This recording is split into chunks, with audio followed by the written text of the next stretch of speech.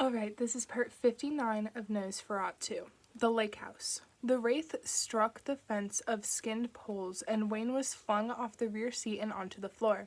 His teeth banged together with a sharp clack. Logs snapped and flew. One of them made a clobbering sound, drumming against the hood. In Wayne's mind, that was the sound of his mother's body hitting the car, and he began to scream. Mannix thumped the car into park and turned on the seat to face the gas mask man.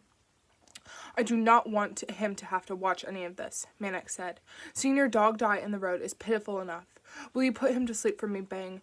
Anyone can see he has exhausted himself." "I ought to help you with the woman." "Thank you, Bang. That is very thoughtful. No, I have her well in hand." The car rocked as the men climbed out. Wayne struggled to his knees, lifted his head to look over the front seat, through the window and into the yard. Charlie Mannix had that silver mallet in one hand and was coming around the front of the car. Wayne's mother was flat on the grass and amid a scattering of logs. The back left-hand door opened and the gas mask man climbed in next to Wayne. Wayne lunged to his right, trying to get to the other door, but the gas mask man caught his arm and pulled him over beside him. In one hand, he had a little blue aerosol can. It said Ginger Snap Spice Air Freshener on the side, and showed a woman pulling a pan of gingerbread man out of the oven.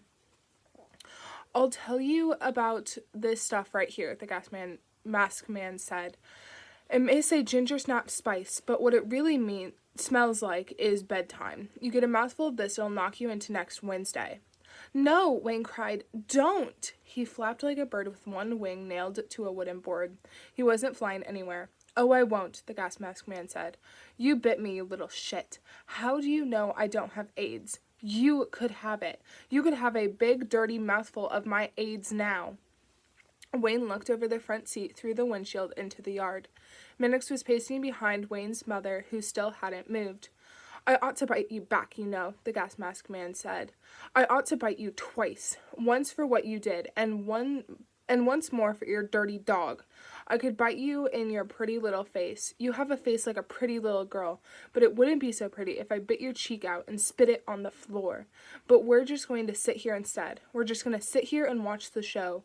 You watch and see what Mr. Mannix does with dirty whores who tell dirty lies.